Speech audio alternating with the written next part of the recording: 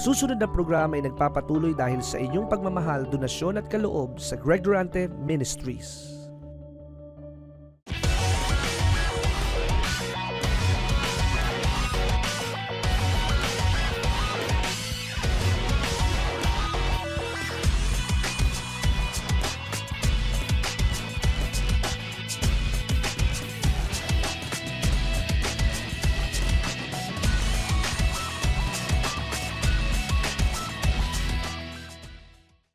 Napakaganda po na ating maunawaan dahil kayong lahat ay binigyan ng kakaibang katalinuhan. At kayo ay binigyan din ng kakaibang bilis sa pagsalo ng inyong mga pagpapala. At laging tandaan mo, hindi ka maghihirap. At laging ang mararanasan mo ay tagumpay, sapagkat ang nagbibigay ng katiyakan sa pagtatagumpay ay mismong ang Diyos.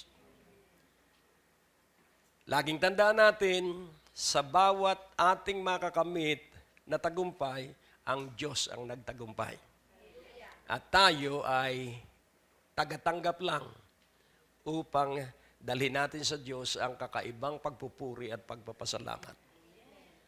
Tayo po ay manalangin para sa mensaheng inihanda sa atin ng banal na Espiritu. Aming Ama, totoo po na wala kang katulad. At hawak mo ang buong sangnilikha. At nasa iyong mata ang lahat ng pinakamaliit na bagay sa iyong likha. Nakadalasan ay hindi namin nakikita kaya hindi namin mapahalagahan. Subalit ikaw ang gumagawa ng paraan para ilantad mo sa amin yung mga bagay na hindi namin alam.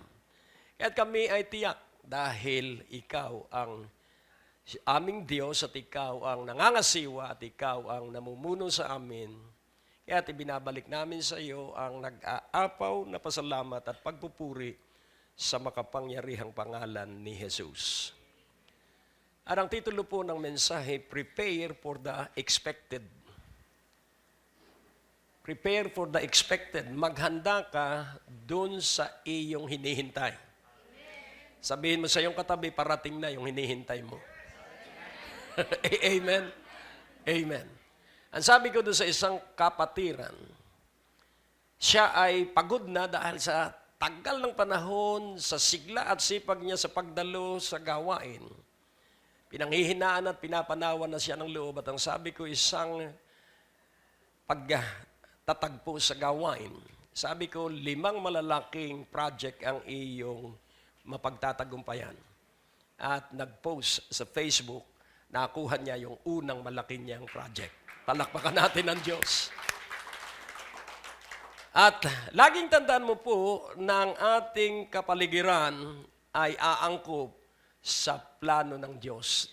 3 bagay po ang sabi ng Diyos sa kanyang salita, my cause. Ang pangalawa, my will. Ang pangatlo, my work. Ang aking layunin, ang aking kalooban. Ano ang pangatlo? Ano ang pangatlo? Ang aking gawain. At dahil ang Diyos ang may-ari, huwag mong kalilimutan yung MY at ang Diyos ang nagsalita, akin. Sabihin mo sa iyong katabi, sa Diyos. At dahil sa Diyos, walang makapipigil sa iyo at walang pwedeng magtagumpay laban sa iyo. Yan po'y tiniyak ng salita ng Diyos. At walang sinumang mangmang sa lahat ng iniibig ng Diyos. Maaaring akalain mo na ikay walang alam, pero yun po'y akala lang. Nakasilid sa iyo ang lahat ng kayaman at karunungan. At isa-isa yang ipauunawa sa iyo ng Diyos. Kaya napakahalaga po na iyong maunawaang mabuti. Ikaw ay labis na pinagpala at ikaw ay pinagkakaabalahan ng buong langit. Huwag mo po yung kalilimutan. Amen? Ikaw ba'y nakahanda na matanggap mo yung matagal mo nang inaasahang matanggap? Sabihin mo ulit sa iyong katabi, this is your finest hour. Ito ang ating pinakamahusay at pinakamainam na oras. Kaya nga, unawain mong mabuti na ang labanan ay ganito. Ilang bagay po. Basta nasa ibabaw tayo ng lupa, hindi titigil ang labanan. Pero, lagi tayong magtatagumpay. Because it is always through our God that we shall do valiantly. For He it is that shall tread down our enemies. So siya po ang yuyurak at yayapak sa ating mga kaaway dahil hindi natin kita yung ating kaaway at hindi din natin kilala yung ating kaaway pero kilala ng Diyos. Amen? So ang gagawin lamang natin ay maniwala at pag minsan tayo hindi makapaniwala pero mahal pa rin tayo ng Diyos. Dahil nalalaman niya na siya ay matalino at ikaw at ako, ang katalinuhan lamang ay kung ano ang kanyang ibibigay sa atin. Alam ito ng Diyos. Kaya ngayong sandaling ito, kailangang maihanda ang bawat isa sapagkat laging tandaan natin ang hindi mo lamang malalaman ay ang araw at oras ng pagbabalik ng Panginoon, pero yung pagpapala mo, malalaman mo. Hello? Kaya nga, napakahalaga na iyong maunawaan na ang Diyos ay nagsisiwalat ng lahat ng kapahayagan upang hindi tayo madaya ng kaaway. Dahil ang labanan ay ganito, sidlan ka ng takot. Takot ka ba na baka kapusin ka? Ang pangalawa ay ikaw ay usigin sa pamamagitan ng guilt. So fear, guilt, at ang pangatlo ay deception. Ang pangapat ay lies. At sasabihin na wala ka ng maganda pang kinabukasan dahil sa edad mong yan. You have to counter those accusations. Kailangang iyo pong salungatin yung mga pag-uusig na yon na ipinapahayag sa iyong isipan. So ano po ang counter action natin kapag sinabing ikaw ay walang alam, sabihin mo, ang karunungan ko ay sa Jesucristo.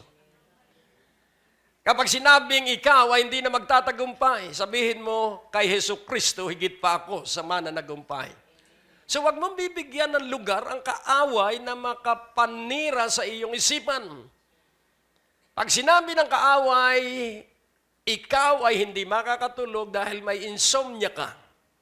Sabihin mo, gusto ng Diyos na ako'y makipag-ibigan sa Kanya kaya siya'y aawitan ko habang ako'y gising. Hello? So, hindi ka po tumitingin sa iyong sitwasyon. Sa halip, ang tinitingnan mo ay yung hinihintay ng Diyos dahil gusto ng Diyos na inaawitan natin siya. Napakaganda po ng ating pananampalataya at tayo ay tanggap ng Diyos maging sino man tayo. Ang tanging kasalanan ng walang kapatawaran ay ang pamumusong sa banal na Espiritu. Ngunit ang tiyak ko wala sa ating mamumusong sa banal na Espiritu hanggat nasasabi mo. Sabihin mo nga ito, Jesus is Lord. So wala pong makapagsasabing Jesus is Lord kung siya ay hindi tinitirhan ng banal na Espiritu. Nobody can say that Jesus is Lord or Jesus is accursed if the Holy Spirit is not in that person. Kaya pag nasasabi mo, Jesus is Lord, Jesus is my God, ibig sabihin, nasa iyo ang banal na Espiritu dahil ang may patutuo na si Jesucristo'y Diyos ay ang banal na Espiritu. Kaya nga kung iyong unawain, akala mo ay ang iyong buhay ay ganyan lang na pakahig-kahig lang. Hindi po. Magtyaga-tyaga ka lang. Ihanda mo ang iyong sarili sapagkat sa susunod hindi ka nakakahig. Ikaw ay magsosobra-sobrang kaligayahan sa Diyos. Sapagkat ikay laging handa sa pagpapala. Wala kang panahon para mangutya. Wala kang panahon para manira. At wala kang panahon sa tsismisan. Dahil ikaw ay handang-handa at ang kaabalahan mo ay yung darating na malaking pagpapala sa iyo. So no time for gossip. Sabihin mo walang oras sa tsismis. Walang oras sa takot o pangamba sapagkat ang aking buong maghapon ay nagbabantay ako sa parating na malaking pagpapala sa akin. At bawat piso ng pagpapala ko ay para sa kaluwalhatian ng Diyos. Sawa ka na ba sa iyong mga napapanood ng mga negatibo at pangit na balita? Narito ang alternatibo, ang Great Day to Live na mapapanood sa Beam Channel 31 sa inyong local antenna, mapapanood sa buong Metro Manila at sa buong Pilipinas at sa ilang mga cable operator system na nagdadala ng palatuntunang ito sa pamamagitan ng Trinity Broadcasting Network. Mapapanood niyo po ang ating mga programa Lunes hanggang Huwebes, alas 9:30 ng gabi, at tuwing araw ng Biyernes, alas 10:30 ng gabi, at araw ng Sabado, alas 11 ng gabi. Maaari niyo rin po kaming mapanood sa Church Channel via satellite at ilang mga cable operator system sa buong Pilipinas at karatig bansa sa Asia. Lunes hanggang Sabado, sa ganap na alas 12 ng hating gabi, alas 6 ng umaga, alas 12 ng tanghali at alas 6 ng gabi. Ating ipapahayag na si Jesus lamang ang tanging daan tungo sa buhay na walang hanggan at ang aming dala ay laging mabuting balita.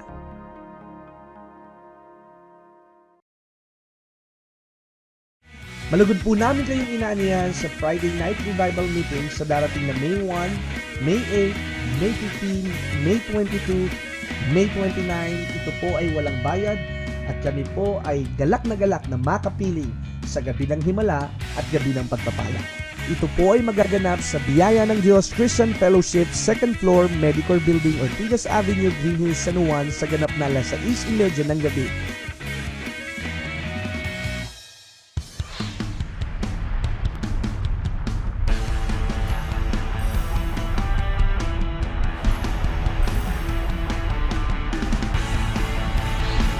O ang aalisin mo yung takot. Jesus is Jehovah. You have the power to decree. Ikaw ba'y naniniwala na yung gabi na walang pag-aalinlangan na ikay tatanggap ng kagalingan ng ibang uri ng sakit o karamdaman yan?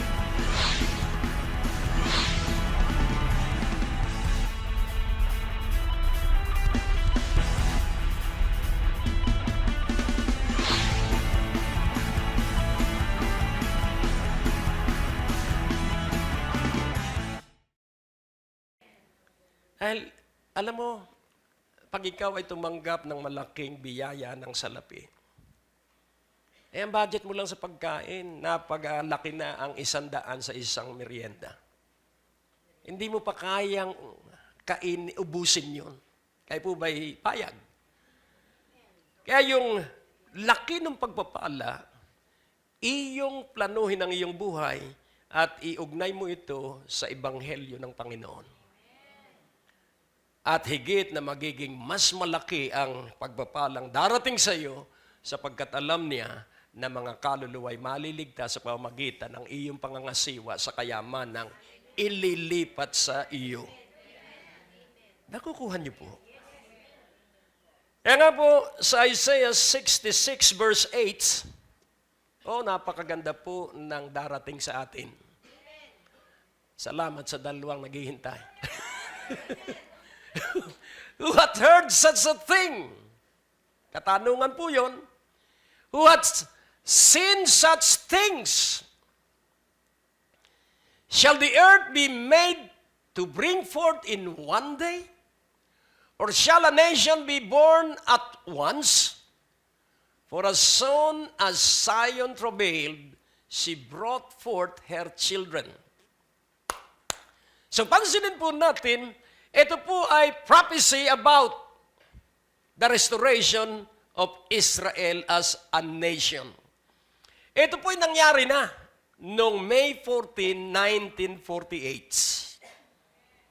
Amen po ba? So ito po yung nangyari na. Pero yun pong prinsipyo, yun pong mahalagang mga maisasagawa natin para ating matanggap yung ating hinihintay. Huwag mong pag-aalinlanganan ang salita ng Diyos dahil ang Diyos ay tapat sa kanyang pangako. Hindi niya pipigilin ang kanyang sarili para hindi maganap yung kanyang salita. Ito ay mangyayari. Ang gagawin mo lamang ay maniwala. Mahirap bang maniwala? Sapagkat ang lahat ng nakikita ay galing sa hindi nakikita. Yang kagandahan mong yan, yang kagwapuhan mong yan, galing yan sa wala. Lumitaw lang dahil ikaw ay laging nagpupuri at laging nagpapasalamat sa Diyos. Lagi kang umaawit sa Diyos, kaya ikaw ay gumaganda dahil sa iyong pagsamba sa Diyos. Amen po ba? Kaya nga unawain natin, ang nagpapaganda po ay hindi po yung papaya. Ang nagpapaganda po sa tao ay ang pagsamba. Amen? Because God will give beauty for ashes. Amen? Kaya pag nag-ayuno ka, hindi ibig sabihin na ikaw ay para lang marinig ng Diyos. Nag-aayuno ka para sirain mo ang mga bagay na hindi mabuti sa iyong buhay. Mag-ayuno ka o hindi, diringgin ka pa rin ng Diyos. Pero kapag nag-ayuno ka, good for you. Dahil mas malaki ang pagpapala mo kaysa hindi nag-aayuno. Kung gusto mo ay yan na lang pagpapala mo, huwag ka nang mag-ayuno, huwag ka na rin manalangin, huwag ka na rin magbasa ng Biblia, hanggang dyan ka. Pero kung gusto mo ay malalaking pagpapala. So ang grasya po ay hindi po unconditional. Grace is not unconditional, it is conditional. Maliwanag po sa Biblia, ang grace ay conditional. Ito po ang isang halimbawa. Sino rito ang tatay o nanay? Taas ang kamay. Purihin ng Diyos. So ngayon, kapag ang iyong anak ay nag-aaral na, hihingi ba siya ng baon sa iyo? Hindi. Sapagkat pag humihingi sa iyo, hindi ka mabuting anak, ama. Hello? Ayag po ba kayo? Alam mo, ang iyong pananagutan doon sa iyong nag-aaral na anak, gagawa ka ng lahat ng paraan para pag Lunes na, ibibigay mo na yung 1 linggong budget. Hello? Bakit? Dahil may relasyon kayo sa isa't isa. Nakukuha niyo po. Huwag ninyo akong tingnan ng ganyan. Dahil ang mga anak po namin hindi lalakad ng paluhod para humingi sa kanilang mami ng pagkain. Hello? It's relationship. When you are related to someone, there will be fellowship. Ngayon, ano po yung merited favor? Nako, puro A ka, anak. Kaya tayo kakain sa 5-star hotel next week. Ay kung puro bokya. Nako, puro bokya ka, anak. Doon na lang tayo sa kanto. So, pansinin po natin, hindi po ito merit and demerit. Ito po ay batay sa iyong ipinakikita, hindi para maligtas. Para po kung paano ka tatanggap ng pagpapala. Kaya kahit ikaw ay nasa isang depressed area, ikaw ay pwedeng mabuhay doon na parang nasa flash subdivision. Pwede kang mabuhay sa isang depressed area na para kang nasa Forbes Park. Sapagkat ang isang taong mayaman, walang alalahanin, at ang isang taong walang alalahanin ay mga taong umaasa ay sa Diyos. Oh, purihin ng Panginoon. Natuto ang mayamang manalangin nung nasa impyerno na.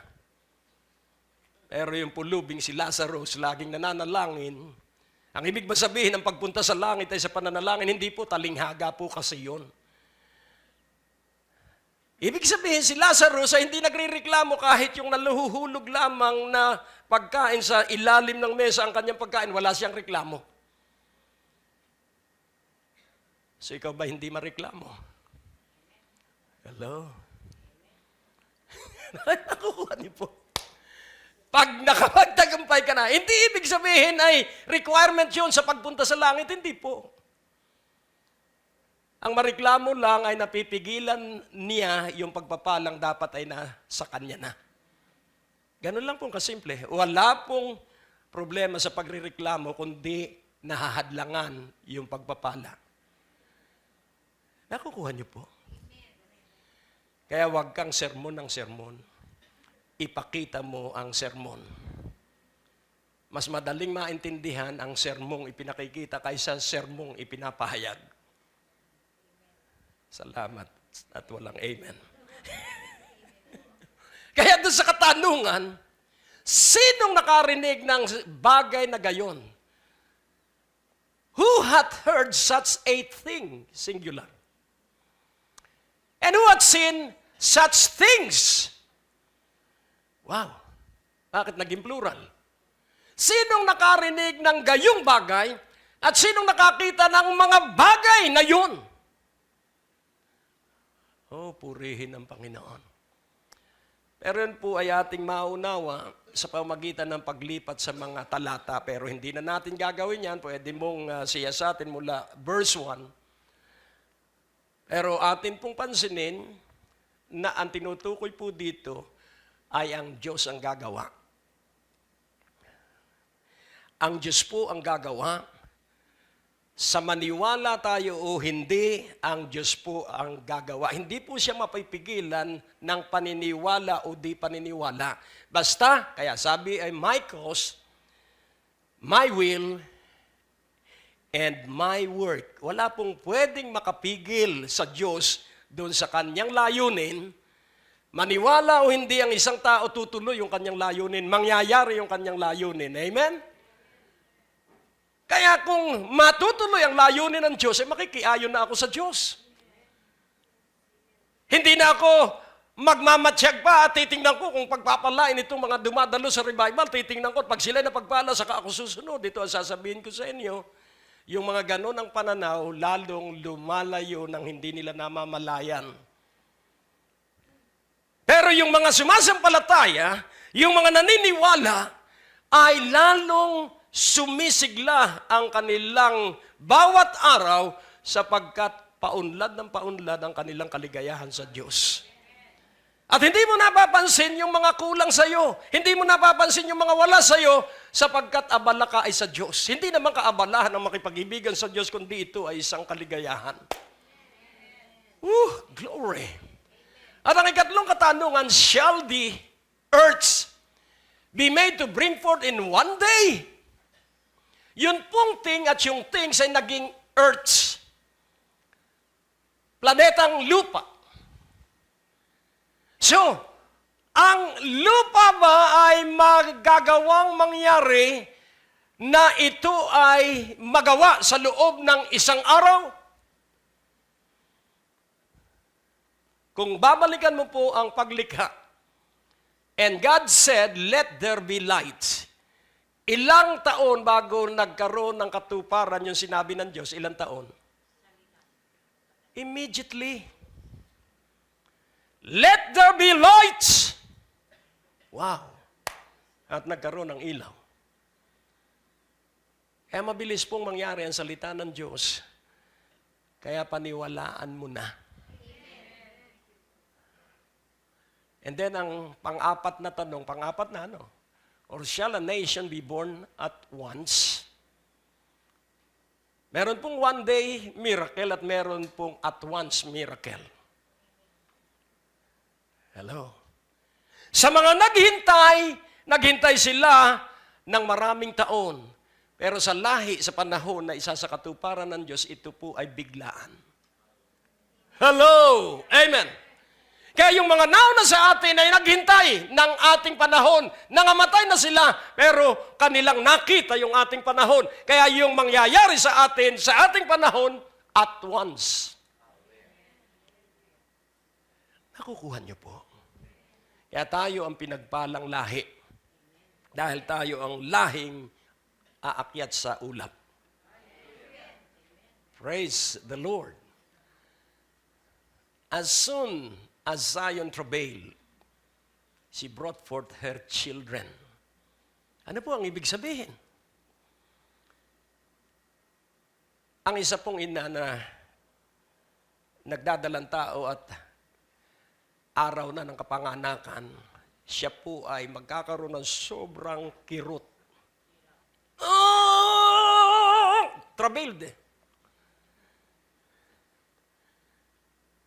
At isinilang niya yung kanyang anak.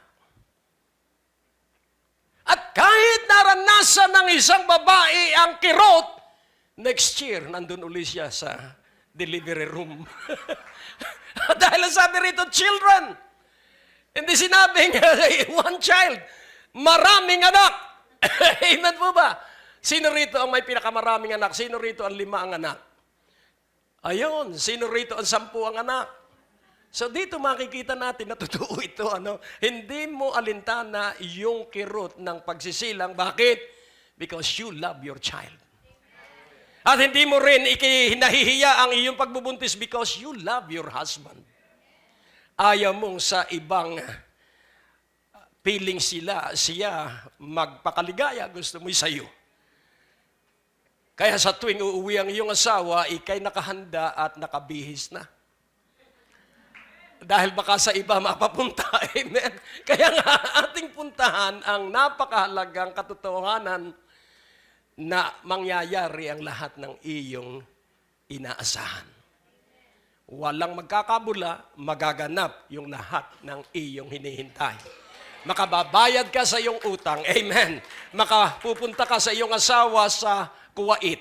Lahat ng iyong inaasahan ay mangyayari. Amen. Magaganap. Mangyayari. Magaganap. Mangyayari. Huwag mong tingnan ang iyong merit. Ang tingnan mo ay si Jesucristo na siyang naglagay ng kanyang layunin sa iyong puso at sa iyong buhay. Ang Diyos po ay napakabuti. Kaya nga, yun pong Zion travailed, ang ibig sabihin ito po ay buhay ng panalangin. Ano po ba yung buhay ng panalangin? Iba po yung paghingi at iba po yung pagdaing. Ang isang tao na ang kailangan lamang ay pagkain, ganitong manalangin yan. Diyos ko, bigyan mo naman po ako ng budget sa pagkain ko sa susunod na linggo. So walang pagbabago yung mukha. Pero ang isang taong desperado dahil ipo-foreclose yung kanyang kaisa-isang bahay, iba po ang kanyang pagdaing. Oh! Diyos ko! Ayan, desperadong panalangin. Iba po ang asking at iba po ang crying. Hello. So, pansinin po natin, si Moses, si Abraham, si Job, sino pa? Si David, si Hezekiah, si Cornelius, sila po'y banal. Pero hindi po na-exempt sila sa pagsubok. Kahit sila'y banal. Kaya kung ikay nasa pagsubok, kahit ikay banal, kung ikaw ay dumaraan ng mga kapighatian, kahit ikay dalo ng revival, good for you. Hello? Good for you. Dahil ikaw ay tumitibay because we are guided by revelation. Because out of trouble, there will be revelation. And when you have revelation, there will be great blessing. Ang Diyos po. Hindi po ikukonsulta ang Webster at Merriam Dictionary. Ito po'y kapahayagang buhat sa bibig ng Diyos. Ang sabi po ng Deuteronomy 29:29, the secret things belong unto the Lord, our God. But those things which are revealed belong unto us and to our children forever. So ano ang kapahayagan sa iyo na ikay anak ng Diyos, na ikay iniibig ng Diyos, na ang iyong anak ay magiging makapangyarihan sa ibabaw ng lupa? Those are revealed things. Written in the Holy Scriptures. And that will be forever. Tuloy-tuloy ito hanggang sa anak ng iyong kaapu-apuhan. That we may do all the words of this law. And what is that law? Huwag po natin imi-mix up ang batas. Ang tinutukoy po ditong law, laging tandaan mo, yung upuan mo ay merong law. Bumagsak ba yung upuan mo, paulit-ulit kang umuupo dyan marahil, pero hindi ka ipinahiya. Nakaupo ka pa rin. Dahil may batas yan na kayang dalhin yan ang 300, hindi kilo, 300 pounds. Kaya kahit ano ang bigat ng uupo dyan, kaya ang 300 pounds o 400 pounds. Sapagkat kung ang kakayahan ng bawat upo ay 300 times 1.3 po yun, yung tinatawag sa engineering na safety factor. Hello? At yun po'y batas. Ang law po ay yung masusunod kapag sinunod. Kaya ano ang batas? Huwag mong pakialaman ang hindi isinisiwalat sa iyo ng Diyos. Hello? Mapapagod ka. Ang iyong gawin ay yung ipinahayag sa iyo ng Diyos na ibigin mo ang iyong asawa. That is a revelation. Igalang mo ang iyong tatay at nanay. That is a revelation. And obedience to the revealed truths, ikaw ay gagantimpalaan ng Diyos. Kaya nga, kung atin pong unawain, itong batas na ito ay para sa inyo at sa inyong mga anak. At tuturuan natin ang ating mga anak, yung hindi ninyo maintindihan, kalimutan muna ninyo, ang gawin muna ninyo yung isiniwalat sa inyo. Ginagamit po yan sa exam, yung madaling mga tanong inihuhuli. At yung mahirap na tanong, inuuna. Pero yung matatalino, tinitingnan niyang lahat yung mga questions. At sinasagutan nila yung madaling alam nila. Sa kanila babalikan yung mahirap. Hello? Kaya nais ko pong inyong maunawaan na ang imposible po ay posible kapag ikaw ay laging nakatuon sa iyong buhay na relasyon sa Diyos. Ang hindi makakatapos ng kanyang ginagawa ay ang reklamo ng reklamo. Naalala ko nung ako'y nasa construction, hindi po pwede sa akin yung tatayo at maninigarilyo. Tapos susukat ay kung ilang minutong nagsusukat. Hindi pwede yun dahil malulugi ang kumpanya. Kailangan sa break time lamang, kung ano man yung kanilang gagawin sa break time lang, sa loob ng 30 minutes. And nais ko pong ipaunawa, tayo po ang umuugit ng ating pagpapala. Dahil ang lahat ng tao ay pagpapalain sa ang ayon sa kanyang ginawa. Nabasa niyo po ba yun sa Biblia? Kaya kung mabuti ang ating ginawa, mabuti ang ating tatanggapin. Kaya kung masama, pero palagay ko hindi natin gawain ang masama. Ang gawain natin ay pawang mabuti. Kaya nga kung titingnan po natin, kahit sila'y lumakad sa kabanalan, yung mga tinuran kong pangalan, baliwala pa rin po yun kay Hesus Kristo. Kaya sa halip ng ating pag-igtingin sa ating buhay ay ang ating paggawa ng kabanalan, ang ating parangalan ay si Hesus Kristo ang nagbigay sa atin ng kaligtasan. Ang ating laging itanghal at ating parangalan ay si Hesus Kristo ang nagdala sa atin ng kabanalan. Amen po ba? At ang kabanalan ay hindi mo tatrabahuhin. Ang kabanalan ay regalo sa iyo at sa akin, kaya ang ating gawain ay banal. Amen po ba? Hindi para maging banal, banal tayo, kaya banal ang ating ginagawa. At ano ba ang kabanalan? What is holiness? The word in the Greek is hagiaso, and what is hagiaso? The simple meaning in English is different. Kaiba ka kaysa iyong mga kapatid. Kaiba ka kaysa iyong mga kamag-anak. Kaiba ka kaysa iyong mga kaopisina. Kaiba ka sapagkat ikaw ay katulad ng Diyos. You were created, you were formed. Ikaw ay nilikha, ikay inanyuan. Kaya ikaw sa harapan ng Diyos ay kawili-wili. Huwag kang magpapaganda para sa tao. Huwag kang magdadamit ng para lamang ikay igalang. Huwag kang kukuha ng paggalang sa iyong panlabas. Kumuha ka ng panggalang sa iyong kalooban. Kaya ang sabi, ang mabuting babae ay pinaghuhusay niya ang kaniyang puso. Hello? 1 Peter 3:5. For after this manner in the old time, the holy women also, who trusted in God, adorned themselves, being in subjection unto their own husbands. Ano po ang ibig sabihin? Sa ganitong pag-uugali, sa panahong luma, old time, ang mga banal na mga kababaihan din, na nagtiwala sa Diyos, naglagay sila ng kasautan sa kanilang sarili. So what is this adornment? It is subjection unto their own husbands. So kapag ikaw pala ay nagpasakop sa iyong asawang lalaki, ikaw pala ay mahusay ang kasuotan sa paningin ng Diyos. Wow! And then sa verse 4, yung kasunod, 6.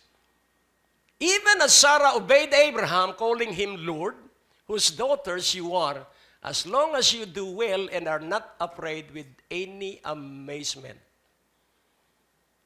Hindi ka natatakot ng sobrang panggigilalas o sobrang pagkatakot, sapagkat alam mo ang pagkamasunurin sa Diyos ang kinagigiliwan ng Diyos. Oh, ang Diyos po ay napakabuti.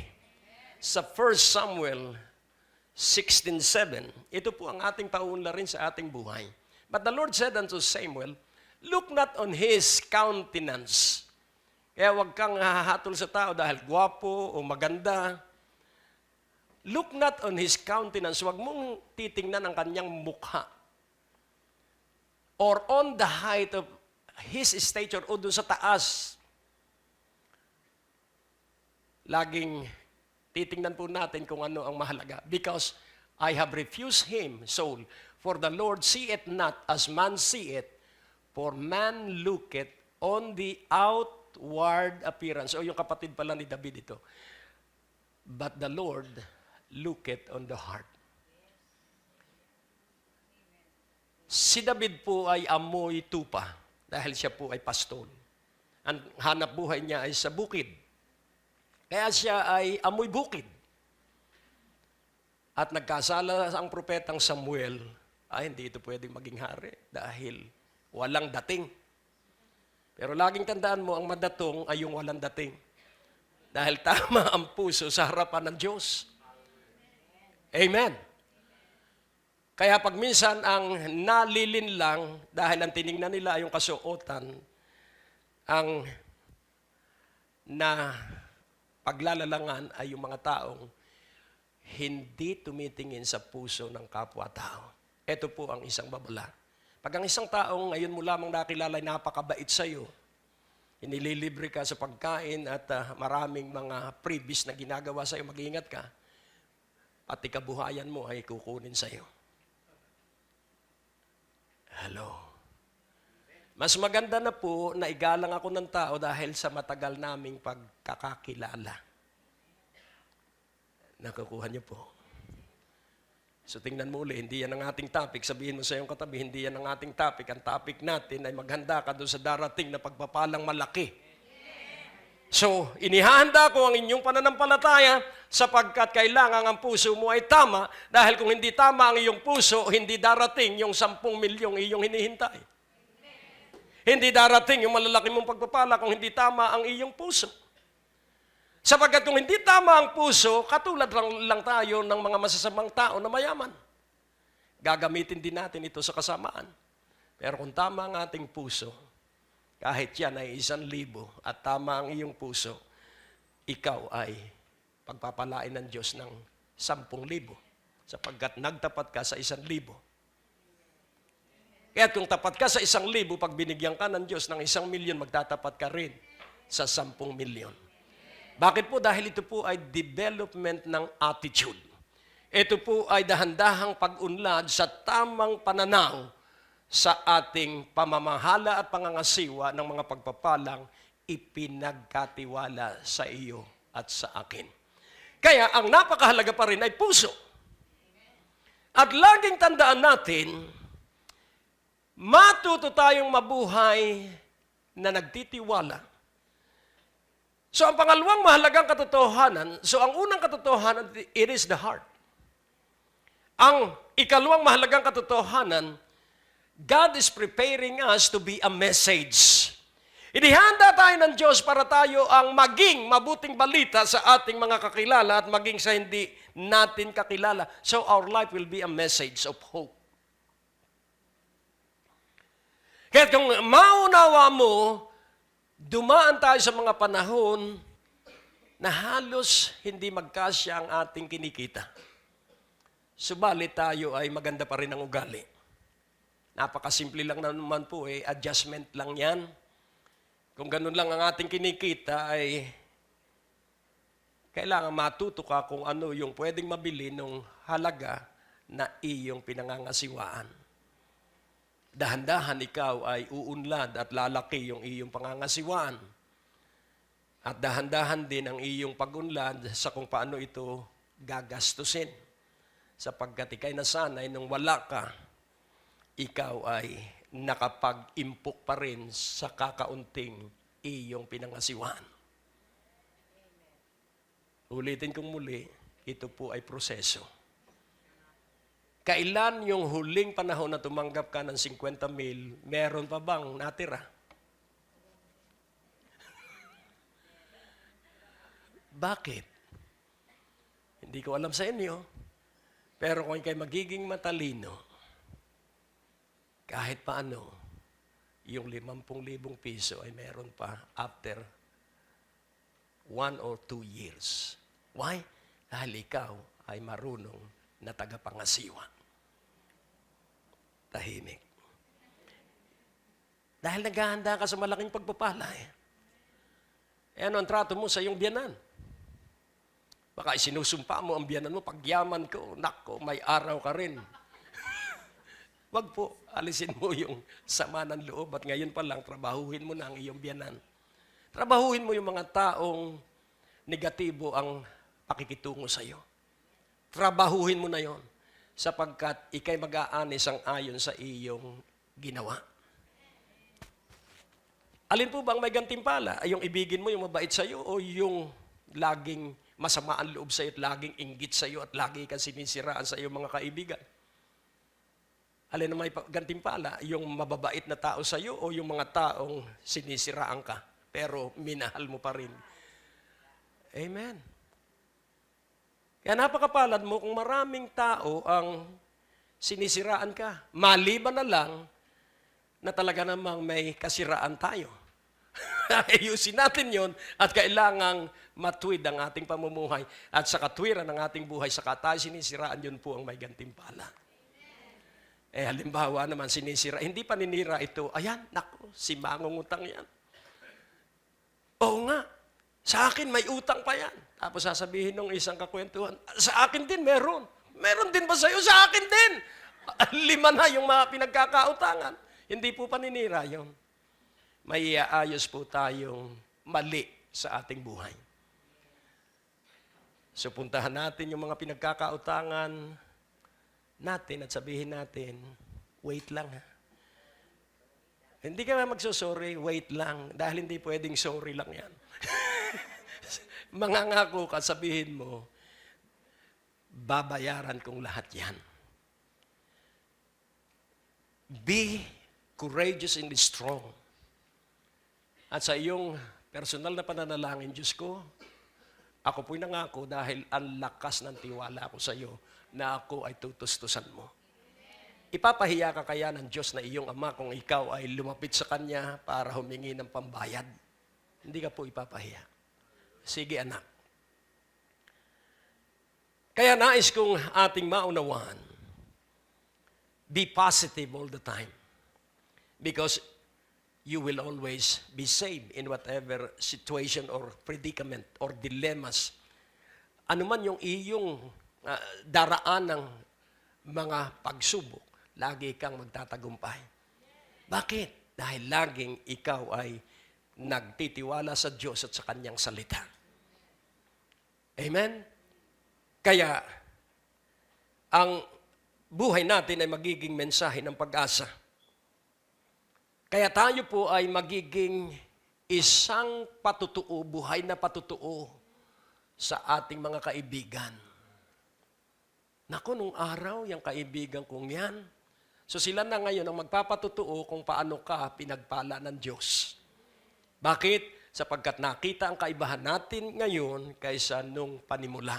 Laging tandaan mo po, tayo po ay nung maborn again ay inilagay sa tagumpay at bawat araw tayo'y magtatagumpay at bawat sandali tayo ay magtatagumpay dahil kay Hesus Kristo higit ka pa sa pananagumpay.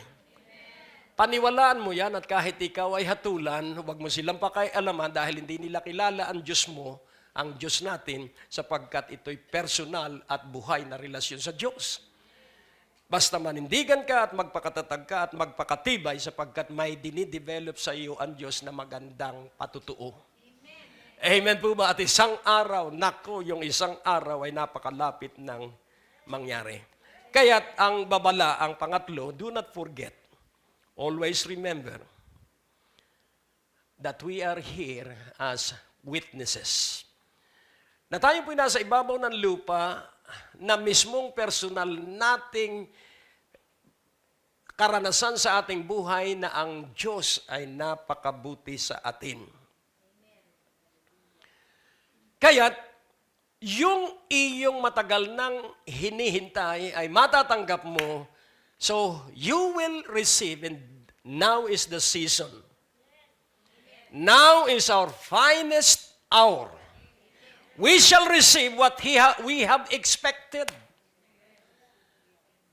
Ang sabi nga nung isa after nung gawain sa Alonte, ang sabi niya, matagal ko nang hinihintay ang claim ng kanyang asawa at ngayon patungo na siyang Canada, approve yung petition sa kanya ng kanyang asawa. Amen? At yung isa naman ay naghihintay ng malaking pagpapala at ang hinihintay niya ay magkaroon siya ng $9,000. At pagkatapos ng Alonte, siya ay nagtiwala sa Diyos at siya ay tumanggap ng, hindi pa naman $9,000, $3,000 pa lang. Pero kung may panimula, may susunod. Amen po ba? Ang ambon ay nagiging ulan at ang ulan ay nagiging napakalakas na ulan. Kaya ang panimulang pagpapala ay susundan ng mas malaking pagpapala at ang malaking pagpapala ay susundan ng napakalaking pagpapala. Dahil yan po'y palatandaan na pag nag-umpisa ng pagpapala sa iyo, ito po'y sunod-sunod at ito'y laksa-laksa. Kaya you will receive what you expected and God will give you an added blessing of the unexpected. Hallelujah. Kaya magsosobrang kaligayahan ka sa Diyos. Sapagkat makakamit mo yung mga hindi mo hiningi. At hindi ka na mangangailangan. Dahil ang Panginoon ang ating pastor. Ikaw po ba'y handa ng tumanggap ng iyong pagpapala? Tingnan mo ang iyong katabi at sabihin mo, tiyak ko na. So stand fast on the finished work. Laging tandaan mo and do not be guilty. Wala pong lihim na kasalanan dahil ikay may budhi. Ikaw ba'y may budhi? Your conscience is there for you. Para bagabagin ka kapag ikay nakagawa ng kaunting kasalanan. Kaya hindi ka magpapatuloy sa kasalanan dahil babagabagin ka ng budhi. But if your conscience condemn you, God's love is greater than your conscience. Hallelujah! Kaya wala pong pagkakataon na ikaw ay dapat na maglumihanan, magpatuloy ka lang sapagkat ang pag-ibig ng Diyos ay walang sinisino. Ang pag-ibig ng Diyos ay magpapatuloy sa iyo hanggang makarating tayo doon sa dapat na punto ng kalagayan ng buhay. Nakalugod-lugod sa Kanya, pero it will take time sometimes. And nais kong ipaunawa, this is our day and what we have expected, we shall receive. Amen. And another blessing of the unexpected shall be added to what we have expected. At ikagugulat mo sapagkat aanihin mo yung matagal mo nang naitanim. Ang pinakamahusay na gawain, magtanim ka ng magtanim. Be a sower, be a planter, be a giver. And then you will, at the proper time, ani ka na lang ng ani, ani ka na lang ng ani, ani ka na lang ng ani, sapagkat lahat ng iyong naibigay, lahat ng iyong naitulong, lahat ng iyong naitanim, lahat ay aanihin mo ng sunod-sunod. At ikagugulat mo sapagkat ang ikapitong taon ng iyong pagtatanim o 6 na taon ng pagtatanim, sa ikapitong taon mamamahinga ka sapagkat ani ka ng ani hanggang sa ika-8 taon. Yan po'y nasa Biblia. Your harvest will be for the 7th year and the 8th year. Hindi ka patapos sa pag-aani. And this is our finest hour. Dahil tayo po ay nasa pag-aani na. Tayo po ay nasa pag-aani na. Amen. Hallelujah. Kaya't ihanda mo ang iyong sarili. Ihanda mo ang iyong kamalig. Ihanda mo ang iyong sisidlan. Sapagkat narito na. At hindi na maaantala. Narito na at hindi na mapipigilan. Because we desire that the cause, that the will, that the work of God will be mightily enhanced. Dahil iniibig natin ang Diyos, kaya tayo ay sinasamahan ng Kanyang makapangyarihang presensya at ng Kanyang kaluwalhatian. Kaya't sa pagtatapos, paniwalaan mo na ang natapos na gawa sa krus ng Kalbaryo ang nagdala sa atin sa kabanalan. At walang sino mang makasisira sa atin. Sapagkat yung kabanalang yon ay sa natapos na gawa ni Jesucristo ng galing. At sa iyong lugar, ikaw ay pagpapalain ng Diyos. Huwag mong susumpain ang iyong lugar sapagkat kung saan ka nakatira, doon ibubuhos ng Diyos ang pagpapala sa iyo. Huwag mong sasabihin, pag ako'y nagkapera, iiwan ko na kayo. Lakas ng... ang mission mo ay yung iyong lugar at payayamanin ka dyan sa iyong lugar para makita nila na ang Diyos mo ay totoo, na ang Diyos mo ay tapat, na ang Diyos mo ay napakabuti.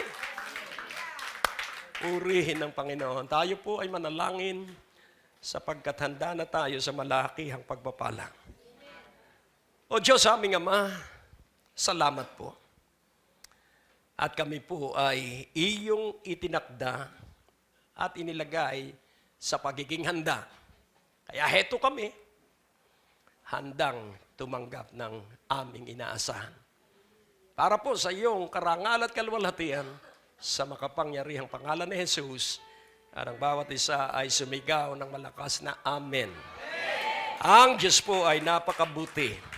Purihin ang Diyos, tunay po na napakabuti ng Diyos at sa natapos na mensahe, prepare for the expected. Kapag ikaw po ay may hiniling, ito po ay laging may katugunan, may itinanim, ito po ay may pag-aani.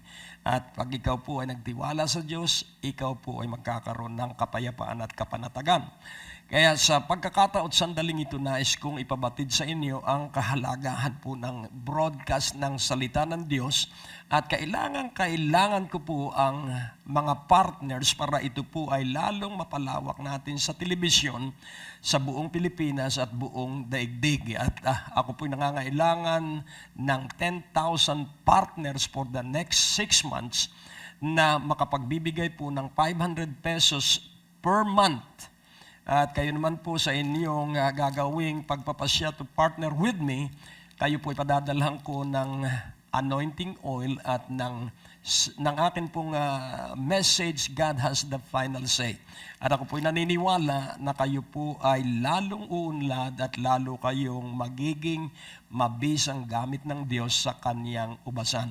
Mapagpala po kayo ng Diyos at kung kayo po ay merong katanungan, i-text nyo lamang po ako o kaya mag-email kayo at kayo po ay agad na aming tutugunin at mapagpala kayo ng Diyos at sabihin ninyo ang ganitong panalangin.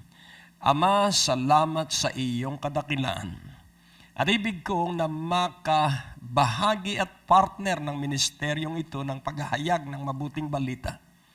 Ako nga po ay iyong paunlarin at ako nga po ay iyong pasaganain at pagpalain at magtutuloy-tuloy po ako sa loob ng 6 na buwan sa pagkakaloob ng 500.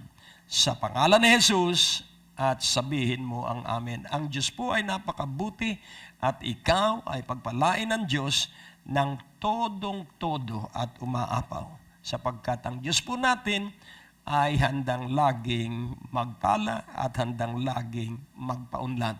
At kayo po mapuspos ng kapangyarihan ng Espiritu ng Diyos at maging maunlad na maunlad. Prepare for the expected. Kaya sa inyo pong pag-uumpisa ng pagkakaloob, ngayong buwan ito at sa susunod na 5 buwan pa para mabuo ang 6 na buwan, prepare to expect mighty blessings and miracles. Muli, ito po ang inyong kapatid, Greg Duranting, nagsasabi, ang Diyos po natin ay tapat at siya po ay higit sa sapat kung siya ay magpala sa bawat isa na susunod sa kanyang ipinagagawa upang ang gawain niya ay maipangaral. Mapagpala po kayo ng Diyos sa pangalan ni Jesus at ang lahat ay nagsabi ng Amen. Inaanyayahan po namin kayong makinig sa aming mga radio program. Kung kayo po ay nasa inyong mga tahanan, nasa trapiko, naglalakbay, ito po'y makakatulong sa inyong pagpapalago at pagpapaunlad ng inyong spiritual na pananampalataya Lunes hanggang Biyernes sa DWAD 1098 kHz AM band sa ganap na alas 6:30 ng umaga at alas 10 ng gabi. Asahan po natin na sa ating pakinig, lalago at uunlad ang ating pananalig at pagsampalataya sa ating Panginoong Hesus. Maraming salamat po sa inyong tuloy-tuloy na suportang pinansyal. Naiabot po natin ang 100 bags ng relief goods para sa 100 pamilyang nasunugan sa Parola, Tondo, Manila. Hinahamon po namin kayo na sumuporta ng may kagalakan at kaaliwang maipaabot sa mga nangangailangan ang handog na tulong. Ang sabi sa Kawikaan, Kabanata 11, Talata 17, ang naaawa sa dukha ay nagpapautang sa Panginoon at ang kanyang mabuting gawa ay babayaran sa kanya uli. Kaya kung hindi pa po kayo partner ng ministeryong ito, halina at sama-sama po nating pag-ambagan ang misyon at maihatid natin ang kabutihan at maiparamdam ang kaharian ng ating Panginoon. Para po sa inyong mga kaloob, ipadala sa Banco de Oro West Green Hills Branch, account name Greg Durante Ministries, account number 219-8006784. Para sa mga karagdagang detalye at impormasyon, mag-text sa 0919-896-0904 o tumawag sa 723-8752.